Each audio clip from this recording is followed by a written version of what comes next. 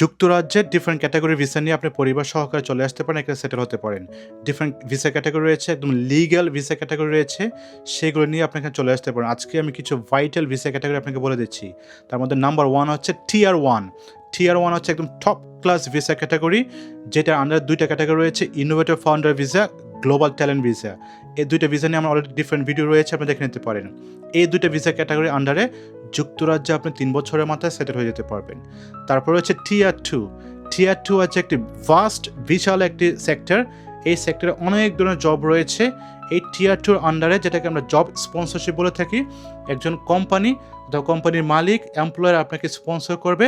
Different ক্যাটাগরিতে আপনি sponsor নিয়ে যুক্তরাজ্যে চলে আসতে পারবেন। এই টিয়ার 2 আন্ডার একটা ক্যাটাগরি রয়েছে সেলফ স্পন্সরশিপ, এটা নিয়ে আমরা আলাপ করেছি। দ্যাট মিনস আপনি যুক্তরাজ্যে কোম্পানি সেট আপ করবেন, সেই কোম্পানির সেট আপের মাধ্যমে নিজেকে নিজে স্পন্সর করে যুক্তরাজ্যে এসে পরিবার সহকারে থাকতে পারবেন। তারপর হচ্ছে টিয়ার 3 একটা ক্যাটাগরি রয়েছে, সেটি নিয়ে অত বেশি আলাপ আলোচনা করা হয় না এবং এটার মধ্যে আমরা পড়ি না, তাই সেটা নিয়ে আমি ডিসকাস করছি না। টিয়ার 4 হচ্ছে স্টাডি পারমিট। এখন যদি আপনি যুক্তরাজ্যে ব্যাচেলর নিয়ে চলে আসেন, মাস্টার্স করার জন্য চলে আসেন, কোর্স বেসড মাস্টার্স, তাহলে আপনি পরিবার সহকারে নিয়ে আসতে পারবেন না, ডিরেক্টলি চলে আসতে পারবেন। কিন্তু যদি আপনি পরিবার সহকারে আসতে চান, তাহলে আপনাকে একটি রিসার্চ বেসড মাস্টার্স করতে হবে, যেটাকে এমআরএস বলা হয়, অথবা এমফিল করতে হবে অথবা পিএইচডি করতে হবে, তাহলে আপনি আপনার পরিবার সহকারে চলে আসতে পারবেন। তারপর হচ্ছে টিয়ার 5। টিয়ার 5 হচ্ছে শর্ট ভিসা ক্যাটাগরি, যেটাকে আমরা সিজনাল ওয়ার্ক ভিসা বলে থাকি, অথবা different types of religious visa রয়েছে, অথবা এখানে একটা এক্সচেঞ্জ ক্যাটাগরি ভিসা রয়েছে, এখানে ভলান্টারিং ভিসা রয়েছে, যেগুলো হচ্ছে মূলত 6 মাসের জন্য হয়ে থাকে।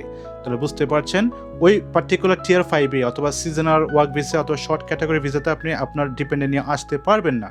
ডিপেন্ডেন্ট নিয়ে আসতে পারবেন মূলত হচ্ছে টিয়ার 1, টিয়ার 2 different categories, at the same time হচ্ছে টিয়ার 4। টিয়ার 4-এ যদি আপনি এমআরএস করে থাকেন, মাস্টার্স ইন রিসার্চ করে থাকেন, এমফিল করে থাকেন, পিএইচডি করে থাকেন, অনলি তখন নিয়ে আসতে পারবেন। তাহলে আপনি টিয়ার 1, টিয়ার 2, টিয়ার 4-এর এমআরএস, এই 3টা ক্যাটাগরিতে পরিবার সহকারে, সন্তান সহকারে যুক্তরাজ্যে চলে আসতে পারবেন। এখানে নিজেদেরকে আস্তে আস্তে সেটেল করে নিতে পারবেন। তারপর যদি যুক্তরাজ্যের জব ভিসা নিয়ে, যুক্তরাজ্যের বিজনেস নিয়ে, যুক্তরাজ্যের মাস্টার্স এমআরএস প্রোগ্রাম নিয়ে কোনো কোয়েশ্চেন্স থাকে, কোনো কোয়ারিজ থাকে, নিচে কমেন্টস করেন। আমি চেষ্টা করবো আপনাকে অ্যাডভাইস করার জন্য, আমি চেষ্টা করবো আপনাকে সাপোর্ট করার জন্য। তখন সবাই আল্লাহ হাফেজ, বাই বাই।